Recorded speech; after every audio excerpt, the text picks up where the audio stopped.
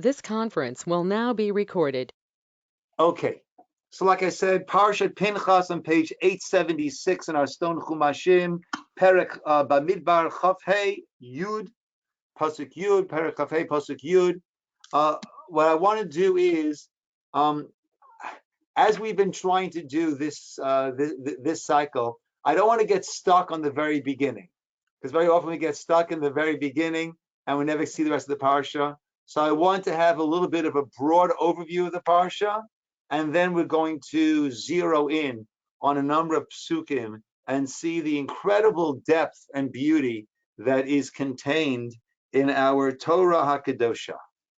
Okay, so the first part, which we're not going to spend that much time on, Boker Tov Leah, good to see you, is Pinchas. And this is a direct result of the end of last week's parsha. Last week's parsha, Parshat Balak, was Bilam coming to try to curse us, and instead his klalot were turned into brachot. His curses were turned into blessings. But according to the way the sages understand it, not to be completely confounded, so he was not able to curse us, but he did want to hurt the nation, and he gave them advice. And he said, you know what? The God of Israel is Sonei Zima. He hates immorality. And basically, they sent their daughters amongst us in a very, very, in a way to seduce us, good morning, Rosa. And in fact, many were seduced. And not only that, but in order to get what they wanted in terms of their lust, they would say, well, if you worship this idol, and it turned into a tremendous, tremendous mess of idolatry, of immorality, and there was a plague, and people were dying. And then Zimri, who was one of the leaders of the tribe of Shimon, the leader of the tribe of Shimon, got up and he started having public relations with a woman, and Pinchas was a zealot. And Pinchas put an end to that, an end to them. He killed them, and the plague stopped. Don't try this at home, okay? Don't try this at home. Okay. Pinchas is rewarded. And let's just see those first that first few psukim. Okay?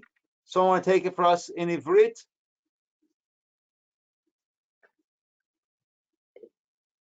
I'm not sure where we are. Bamidbar. Pasuk Yud. Bamidbar Chafhei Yud in the Stone Chumash 876. So Vayedaber Hashem El Moshe. I've been working with Ora and her Hebrew reading. You'll hear what a good job I've done. Take it away, Ora. Oh, I'm sorry. Kathy was going to read it. No? No. I said I've been training Ora to read Hebrew. Listen what a good job I've done. Take it away, Ora.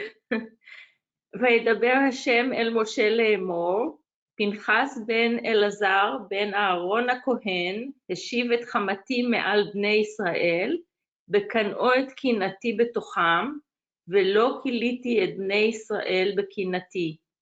לכן אמור הנני נותן לו את בריתי שלום. One more. והייתה לו ולזרעו אחריו, ברית כהונת עולם, תחת אשר קינא לאלוהיו, ויכפר על בני ישראל. Good. Okay. So Pinchas ben Elazar, let me find one pasuk to show a nice contrast. Okay, we'll take a look in a minute. Heshiv et chamati, he turned back my wrath. Me'al b'nei Yisrael. Look at the word chamati, right? Whether you're comfortable with the Hebrew or not, look at the second line. The middle word is chamati, chet mem taf yud. Look at that word, it's so interesting. When there's anger, which two letters are together in the middle? met. Which two letters are separated, are sent out to the extremes? Chet and Yud. Chai. Life is separated, is disjoint, is disconnected. And what is happening? There is mate. Now hold the place here and turn back to page 484 for just a moment. That is Shemot, Perek Lamed, Pasuk Yud Gimel. Shemot 30:13, page 484. This is talking about giving the tzedakah, giving the machatzit hashekel. Here, look at the word in the middle, pasuk Yud Gimel, machatzit. In the stone chumash, it's 4 lines down. The middle word on the line, 484, machatzit. What do we have over there? The middle letter is tzadi for tzedakah. What's next to that? Chet Yud, Chai, life. What is distance? What's broken up? Mem, tough, mate. So we have the exact opposite. Chamati has mate right there in the middle, and Chai has been dispersed, dispelled, and Tzedakah has Chai right there in the middle, and mate has been dispelled. But the key, coming back to Pinchas now, is B'kano et kinati b'tocham. You know, Rabbi Sachs has an amazing book, I believe it, Not in God's Name. And he speaks about all the violence that is wrongly done in God's name. Now, not this, a very often quoted mistake is, look how much violence religion has brought to the world. And that's not true. There has been violence which has been a distortion of religion. But actually, the violence that non-religion, talk about how many tens of millions of people died through Stalin and through Nazi Germany, that had nothing to do with religion, right? But and he goes through how, right? But there are times that religion is commandeered and distorted into violence. B'kanoa kenati. Jealousy, kina, nikama is very, very dangerous.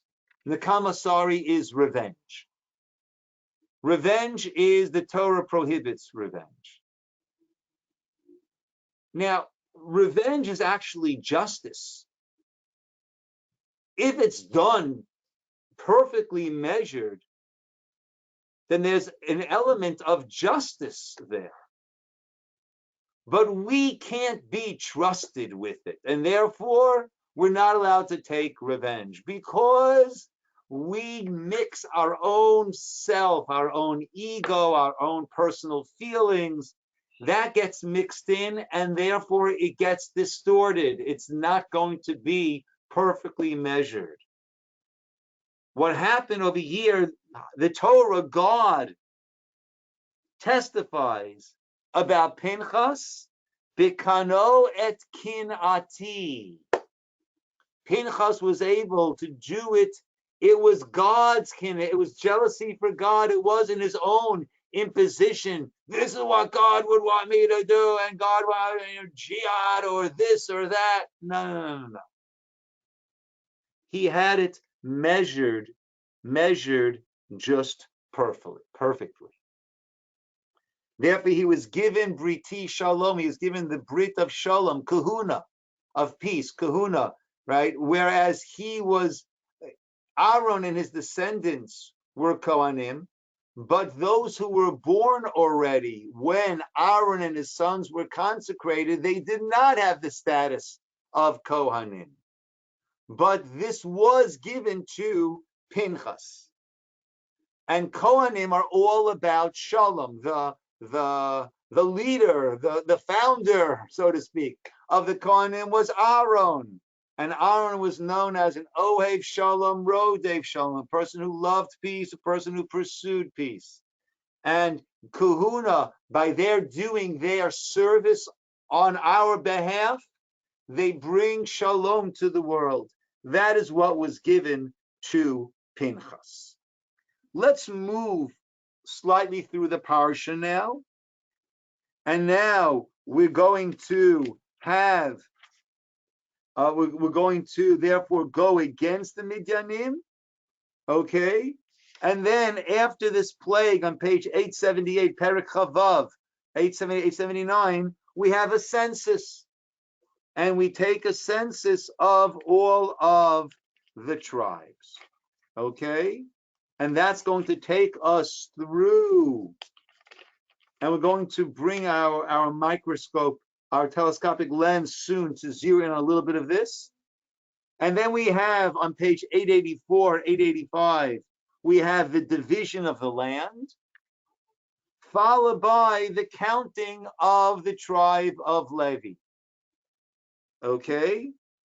Now, Levi is counted after we counted everyone else and spoke about the division of the land, because the land was not Levi, the tribe of Levi did not receive a portion in the land. Rather, every tribe had Arei Leviim, had cities that were designated for the Levites to live there. They, as the spiritual leaders of Klal Yisroel, needed to be spread out amongst the nation. They did not receive land, rather they were supported.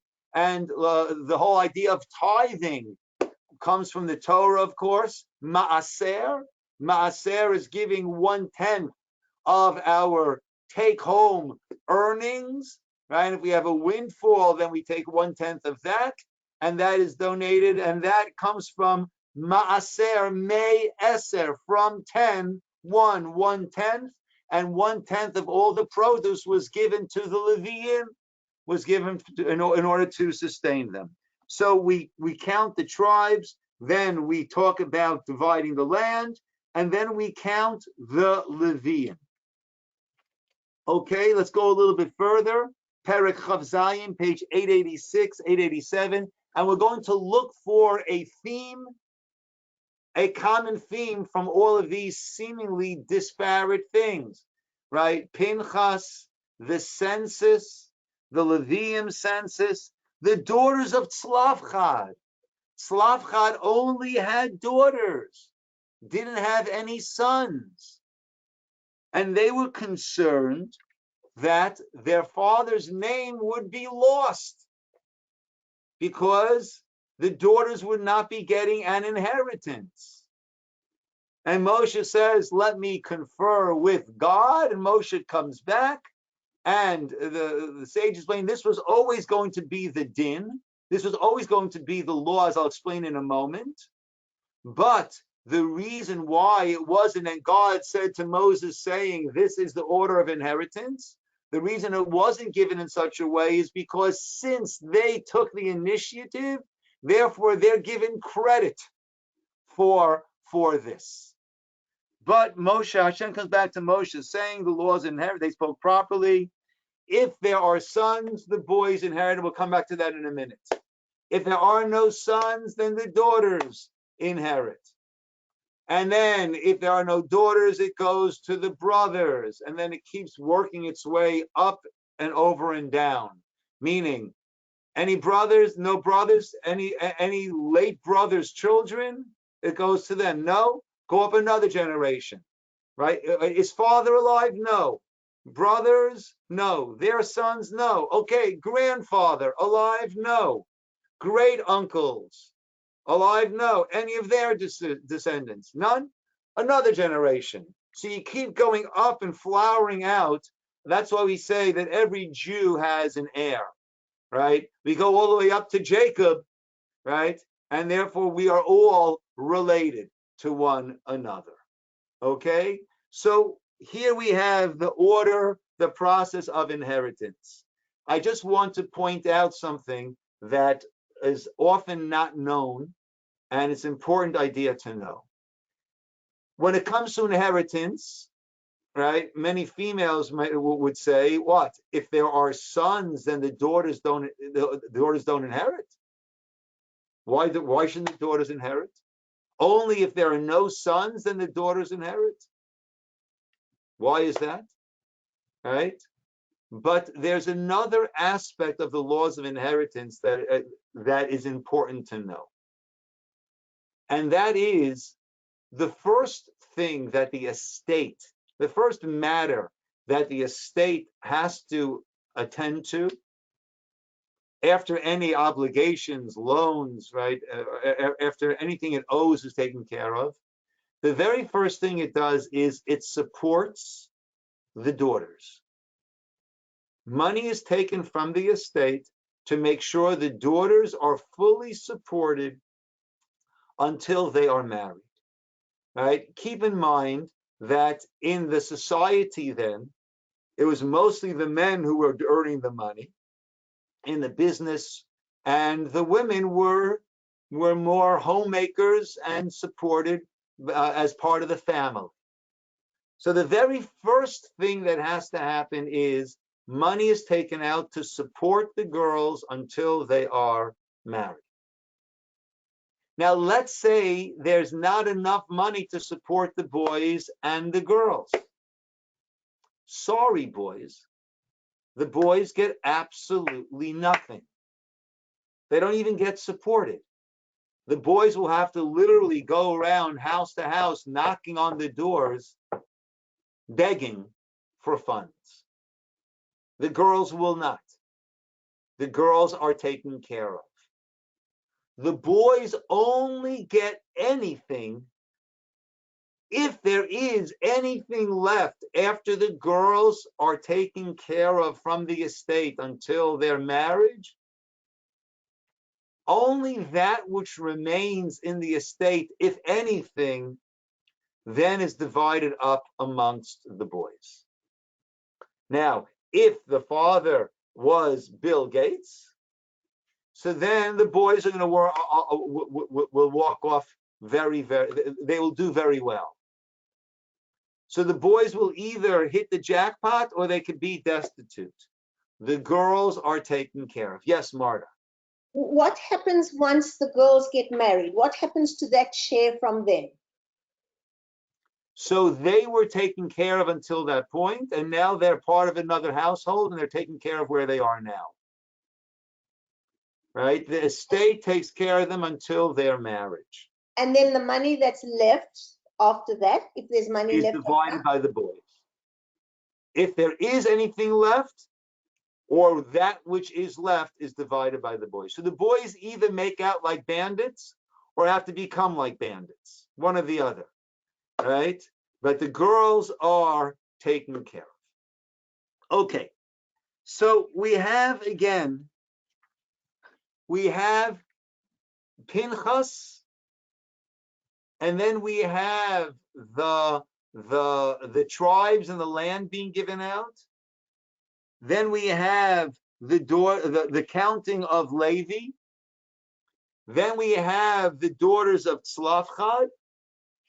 And then the last part that we're going to zero in on is on page 888, 889.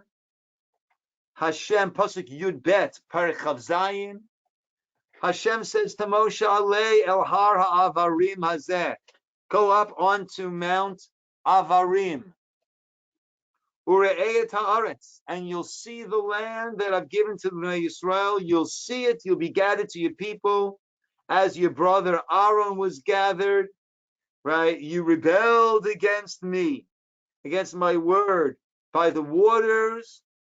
And then Moshe says to Hashem, Hashem, Elokei kol haruchot, the God of all spirits, l'chol basar, you have to yifkod, you have to appoint a person over the assembly, meaning Hashem just told Moshe, you are going to be dying. Moshe said, well, there needs to be a successor who will carry their load, who will go out before them, right? That they should not be like a flock without a shepherd. Hashem says to Moshe, take Yoshua ben Nun, a person who has that spirit, rest your hands upon him. He will be the leader that will follow. And then we go into Perek Chavchet until the end of the parsha, quite lengthy actually. We go through all of the karbanot, the daily karbanot, the Shabbat karbanot, the Yom Tov, the holiday sacrifices. We go through the whole karbanot, and that is Parshat Pinchas. It seems to be very, very disjoint. Seems to be somewhat strange. But I saw a very, very interesting idea on aleph-beta.org from a Rabbi Ami Silver, I think he said this. Maybe someone else. Very interesting idea. What is the common thread that takes us from Pinchas to the census of the tribes, giving out the land, the census of Levi, the daughters of Tzlafchad, and then Moshe's, not death, but speaking of Moshe's death, and who will follow Moshe. Now, before that, let's look at one other point that seems a little bit strange. Let's look on page 884, Perek Chavav, Nun Zayin. We're counting now the count of the tribe of Levi. Okay? And we go through, I'm just going to breeze through the English starting on verse 57. Right? According to their families, there was Gershon. Levi had three sons, Gershon, Kahat, and Merari. And we go through all the families. These are the Levite families, Livni, right? Hebronite, Machlite, Mushite, Karite. Kahat became Amram. Amram had Yocheved, right? And she had right, so Moshe and Aaron were born, right? And Miriam, Aaron, and Nadav and Avihu, Elazar, Tamar, and then they died. These are the ones counted by Moshe and Elazar. Okay? So we're going through the lineage leading up of Moshe's family. Okay? Verse 59 or 58, we have Amram, that's Moshe's father. 59, Amram's wife Yocheved. 3 children, Aaron, Moshe, and Miriam. We go through, Aaron had sons, Nadav and Avihu, Elazar, Tamar. 61, Nadav and Avihu died, right? And then we count them, and that's it. What seems to be left out over here? What's being omitted over here? Amram, Yocheved. 3 children, Moshe, Aaron, and Miriam. Aaron's children were ... And that's it. End of story. Who is omitted over here? Please, Cheryl. Children of the other siblings. Yeah, the other siblings. We don't hear about Miriam, but we can understand that because Miriam married someone from a different tribe. So her children are not going to be within the tribe of Levi. Her children will be within the tribe of her husband, right? Children, their tribe follow their father. Religion follows the mother. Are they Jewish or not? Look at mom. They are Jewish. Which tribe? Look at dad. So we can understand why Miriam's children are not going to be within the tribe of Levi. But who is painfully omitted over here? Moshe. Moshe is It's like we just kind of pulled the plug. How about me? Right? I'm here. Anybody see me? Moshe is painfully omitted over here. So the idea that they proposed is the common factor, the common thread here is legacy. Legacy.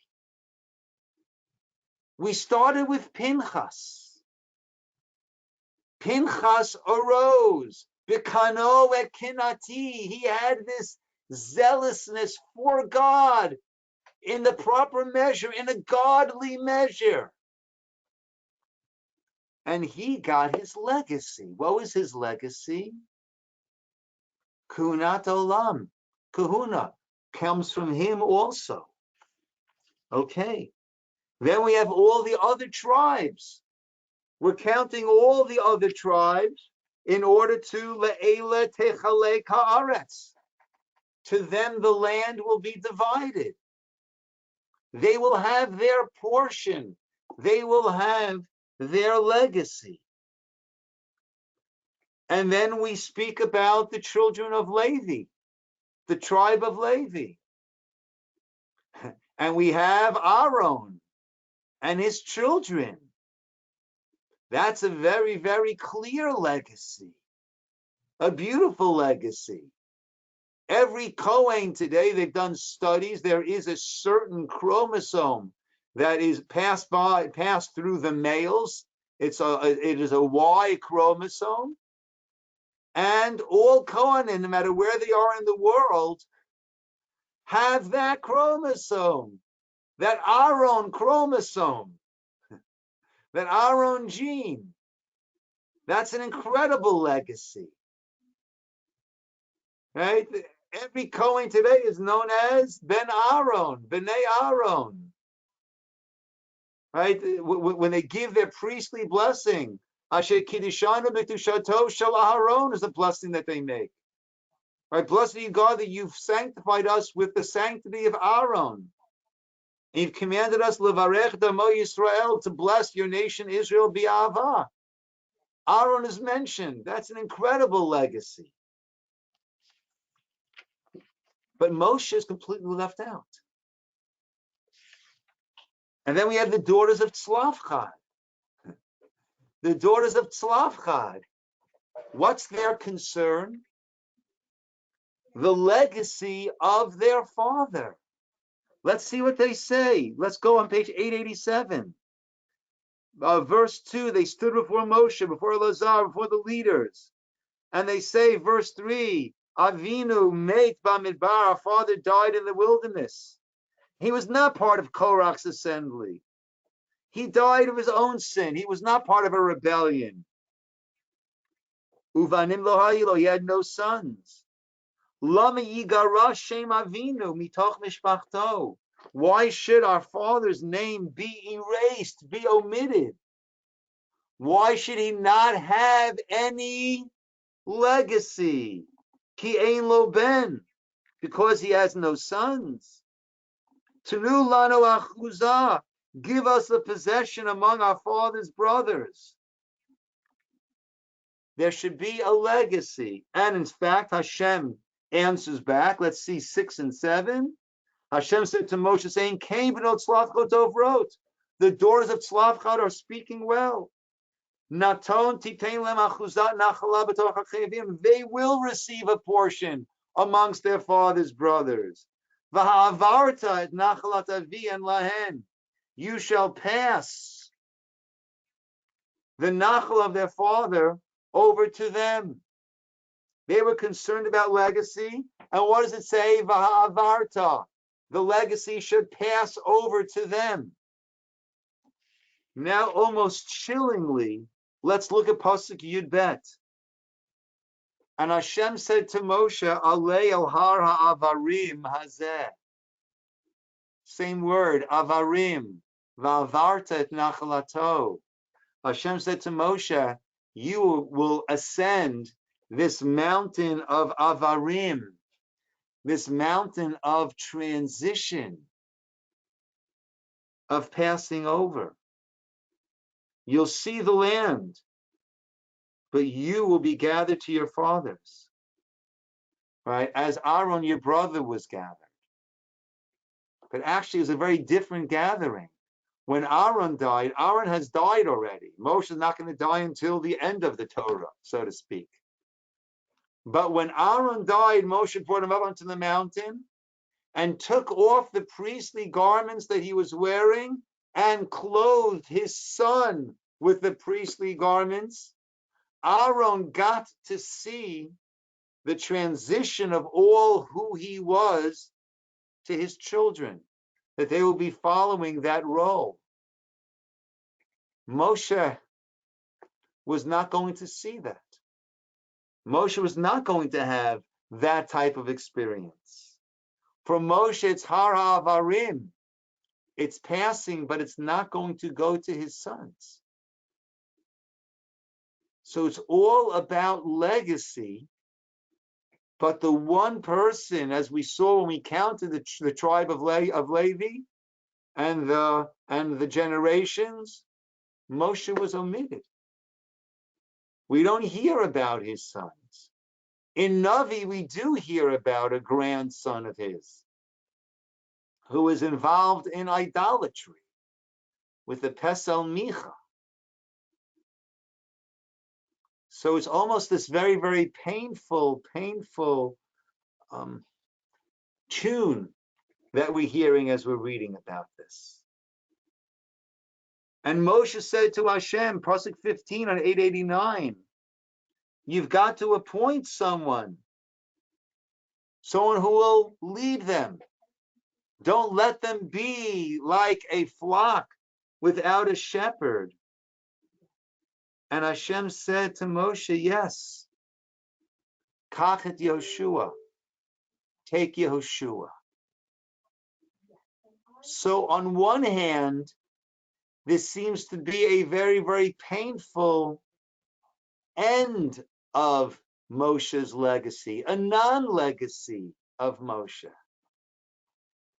But in fact, that's not the case. And what it shows us is a wider view of what a legacy is.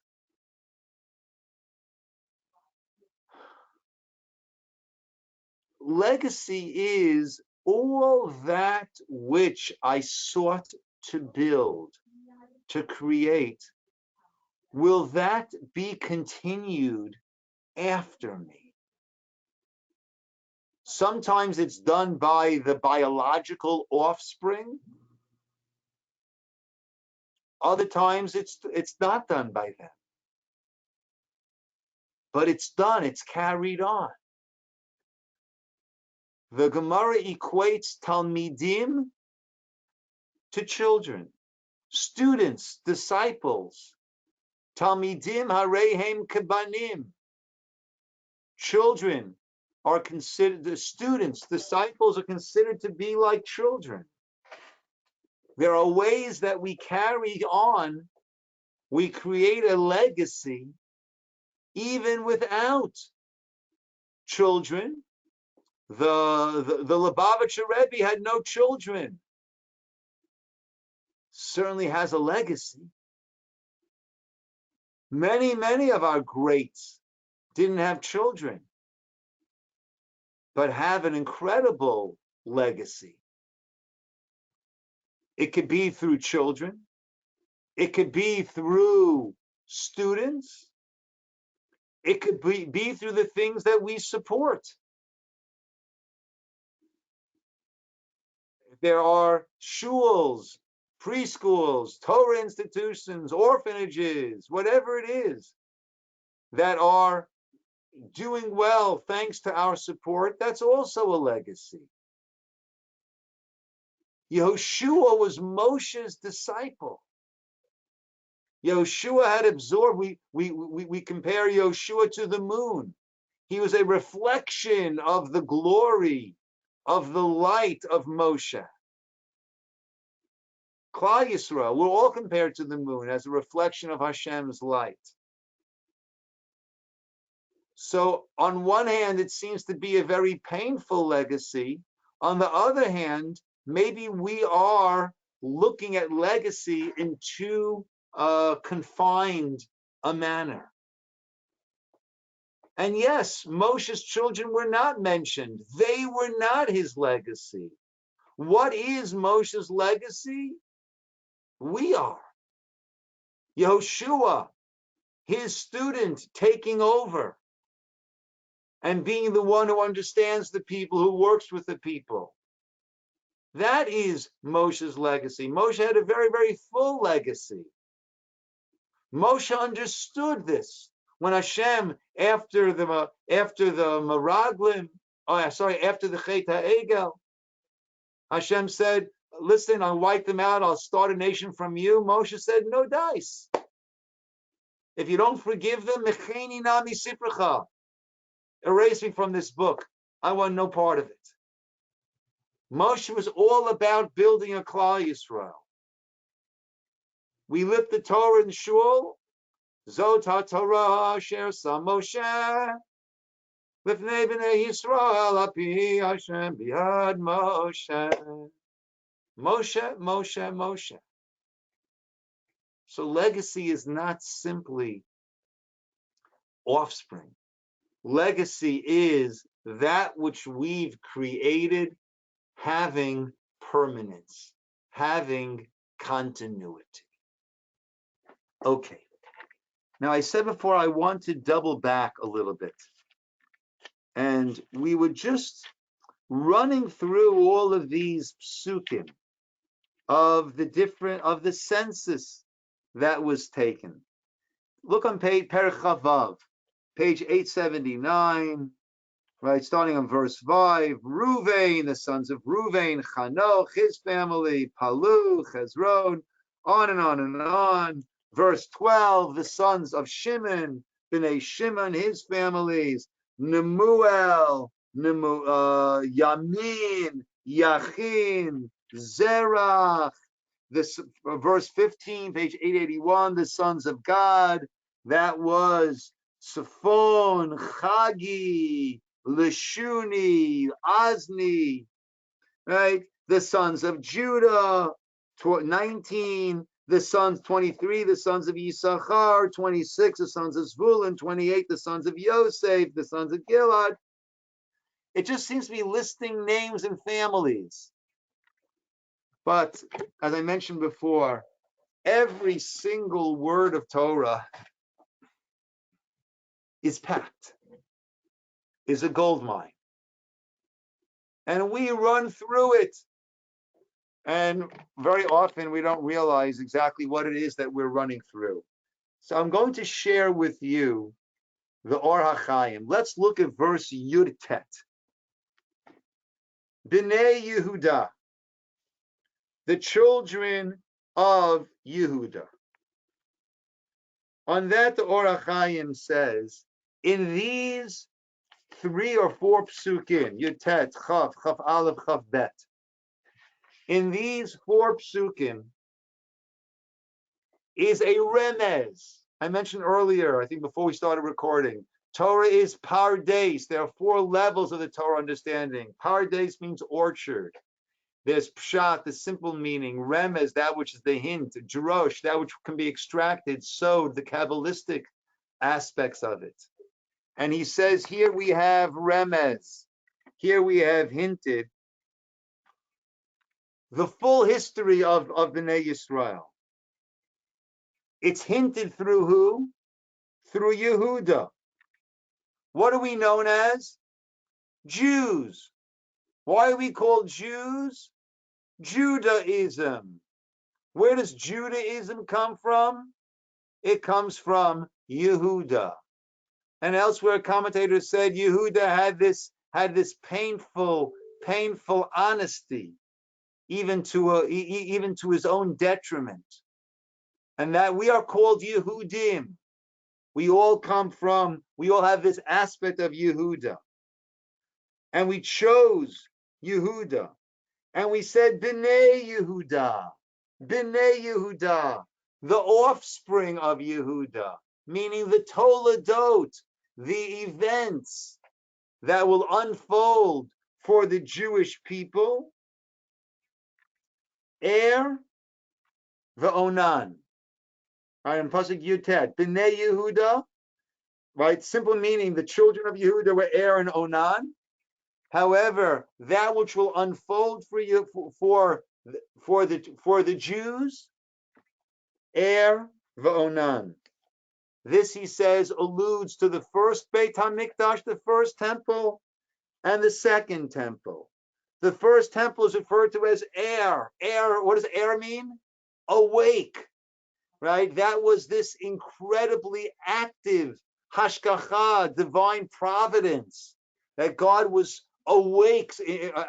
In our relate, God is always awake. But in his interaction with us, we only describe our interactions with God and his with us.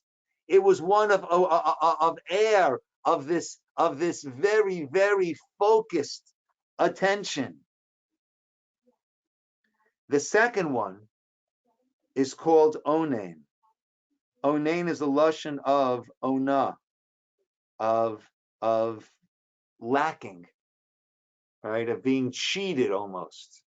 Because the second Beit HaMikdash was missing many things. The Aron was hidden after the first Beit HaMikdash. The Aron, the actual ark, was not there in the second Beit HaMikdash. And it goes further than that, he says. Let's look at the sins of the two sons of Yehuda and see how they parallel the sins that led to the destruction of the first and second Beit HaMikdash. The first Beit HaMikdash was destroyed because of the cardinal sins, which was murder, immorality, and idolatry. Why did the first son, why did Er die? He had a very, very beautiful wife by the name of Tamar. But he didn't want to sully her beauty through pregnancy. So he would engage in relations but would spill his seed, thereby not allowing her to get pregnant. When he died, Yehuda had her marry his second son, Onain. Onain understood that the children born from him and Tamar would be the spiritual progeny, Yibum-like, of the older brother. And he didn't want to do that kindness for his brother. He too spilled his seed. So Chaim says the first Beit HaMikdash was for the cardinal sins, immorality, one of the three. The second Beit HaMikdash was because of sinat chinam, not taking care of one another, not wanting to help one another, having an animosity towards one another. Vayamat Er va'onan, both died. The first Beit HaMikdash and the second temple were both destroyed. Be'eretz Canaan. Canaan is the name of the land when it doesn't have its full holiness, when it's in an unrealized state of holiness. And therefore the Kedusha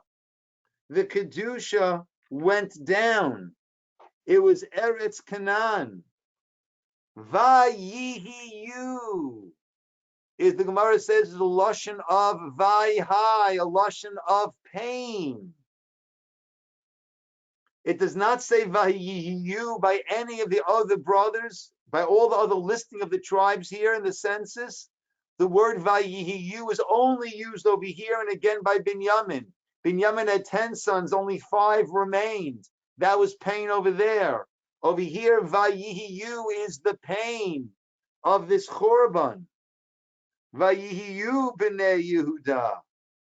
And there was a lot of pain after this destruction for these children, the descendants of Yehuda, for the Jewish people.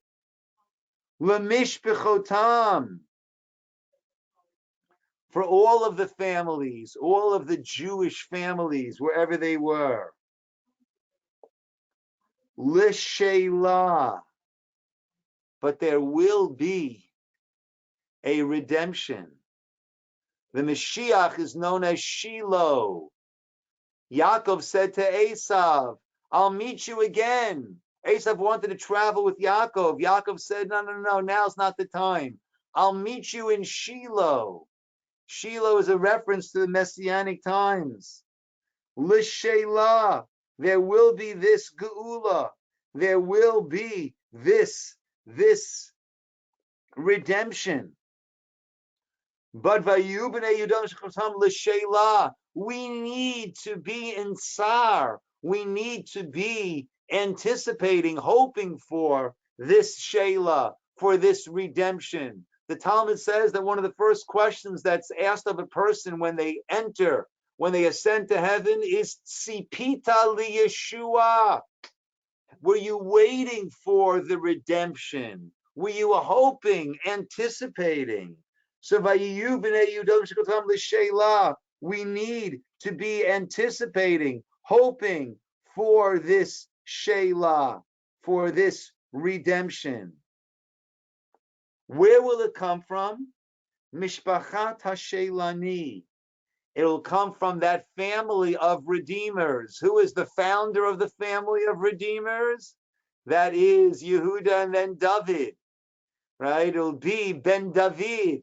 It'll be Mishpachat HaSheiloni, right? That will be the generation coming from the family of the redeemers, a descendant of David. Leperetz, Mishpachat HaPartzi.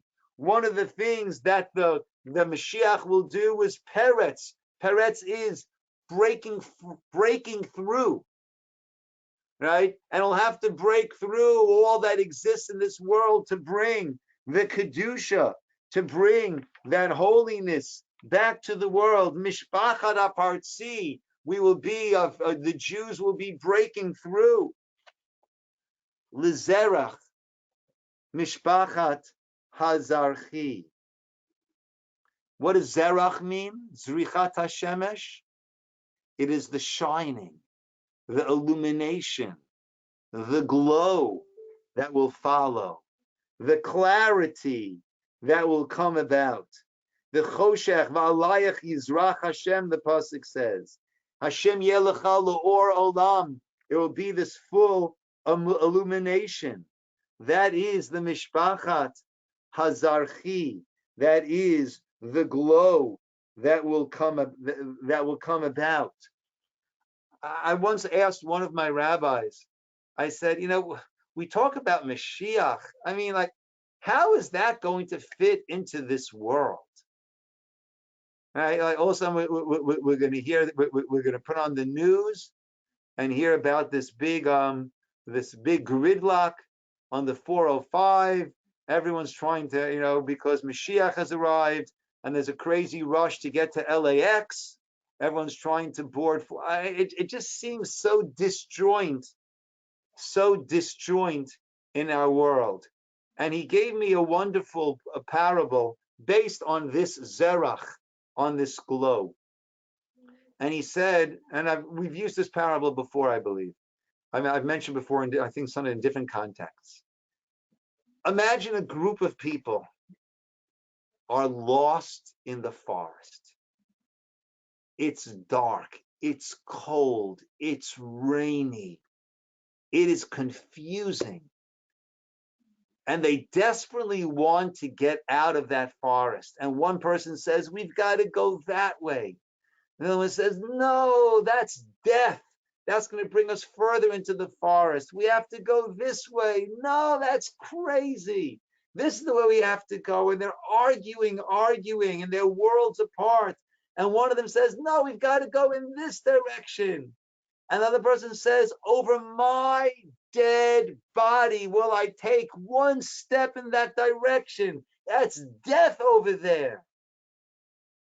And just as he's saying that, the sun starts to rise over the horizon. And he sees there's the road. There's the road that they need to get to. And he says, over my dead body will I take one step in that direction. Oh, this way, everybody, after me. What happened? How did he go from over my dead body to everybody follow me? the sun came up. There was clarity. There was illumination. And at that point, everything else just dissipates. We say on the high holiday davening, Rosh Hashanah Yom Kippur, the kol harisha kula ka'ashan tichla. All evil, like smoke, will just dissipate. Now we're stuck in the smoke and it's hard to see, it's confusing. Ka'ashan tichla. Like smoke, it'll just dissipate. I remember by the fall of the Soviet Union, which seemed to be so strong and so impenetrable, right? And so many countries were under its axis. So on the big Labor Day parade, they had a big march and a big banner that said, "Workers of the world, we're sorry." Workers of the world, not unite. Workers of the world, we're sorry, right? And I always look at that and how the whole Soviet Union really just splintered and fell apart, as what we say in the davening, that evil, it just dissipates. Ka'ashan tichlet, it just implodes. It just disappears. That is Mishpachat HaZarchi, the family of Zarchi. That is the Zerach, the illumination that will come with the Mashiach. But you, B'nai Peretz, but there, Vayiyu again is Tsar. There will be difficulty in this coming of the Mashiach. Lechetzron, right? He'll need to build that Chatzer. He'll need to rebuild the Beit HaMikdash. Initially, there might be some opposition from some people who have gotten pretty comfortable on the Temple Mount over the past few centuries. There's going to be Vayiyu, there'll be difficulty in this B'nai Peretz, Lechetzron, and Lechamul, right? And it will take a lot of chemla. When all this is going on, it's going to be taking a lot of chemla. Chemla is this heavenly compassion and blessing. Eila mishpachot Yehuda. This is the sojourns that Yehuda will have to go through, lifkudehen, in all of their countings. When we are going to be remembered, there's going to be Pikidah l'ra'ah and Pikidah l'tovah. There's going to be many, many ups and downs, many good times and many difficult times as we make our way through this history. So that is how the Or HaChaim breaks down these psukim that we would just run through as being so simple, so superficial, so perfunct, right? And we see all that is contained in these few psukim. And that is why if a Sefer Torah is missing a single letter, it becomes pasul until it is corrected. We need to correct that, right? And a pasuk, whether it's missing from Shema Yisrael Hashem Elokeinu Hashem Echad, right? Whether it's missing in that pledge of allegiance of the Jewish people, Shema Yisrael, or it's missing in a pasuk which talks about the children of the Pilegesh, of the concubine, was this, right? Every single letter, every single word, every single letter contains this intensity and contains these gold mines. So we had a wide lens, and then we had a more focused lens. Yes, Ora. Not clear. Maybe you said it and I missed it. Where is the broken yud? Is it or vav? The broken letter, is this in this parsha? Oh, the vav ketia is in the very, very beginning.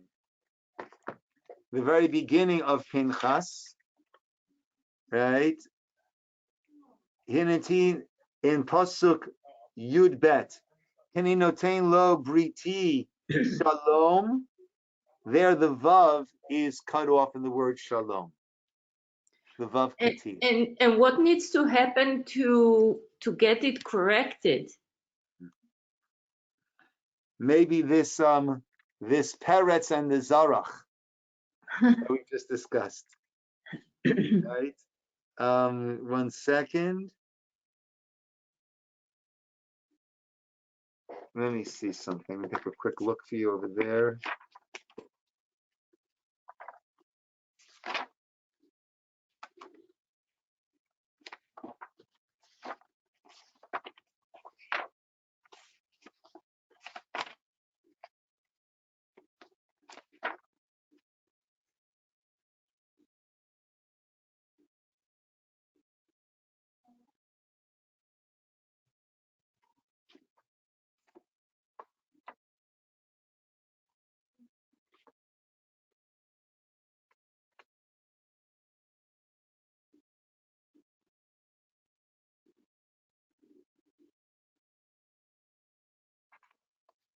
So shalom with a vav kati becomes shalim, which means complete. So it is a complete gift that he is giving to him. It's a gift of shalim, of completion, that he has reached his. That's how the Balaturim explains it. A second shot, a brit of shalim, completion. So that's when Pinchas is getting this blessing, right? Yes. Yeah. Okay. Yes. Okay, my friends, I'm going to call it Rabbi? over here. Yes, Rabbi? Cheryl. After Yes, Janet? Yes. after Alamarda's question, what about if there's a surviving widow or wife, with the daughters of Zaphalad, The wife is also passed? supported by the estate. The wife is supported by the estate, and the daughters are supported by the estate. Does it go for the wife only according to the ketubah, or the amount of all that's required for the wife's lifetime? If she collects her ketubah, then that's what she walks away with. Until she collects her ketubah, she is supported. Okay, thank you. That is really her choice. Okay, I mentioned the next 2 Tuesdays I'm away. We're going to visit our son and grandson in Michigan. So I will not be here the next 2 Tuesdays. We will resume. Where am I?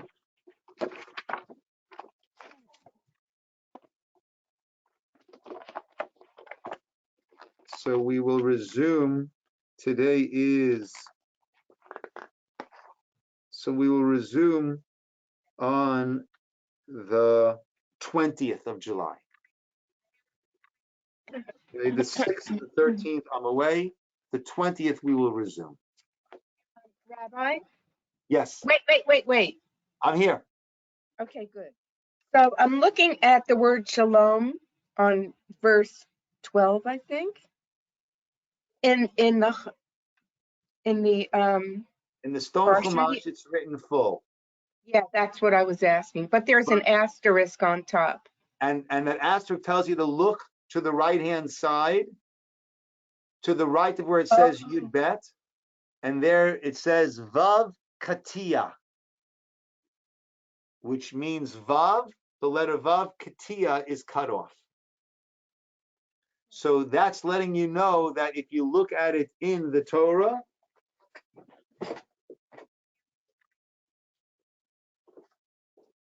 the way it's written in the Torah, I have a tikkun over here. I don't know if you'll be able to see it.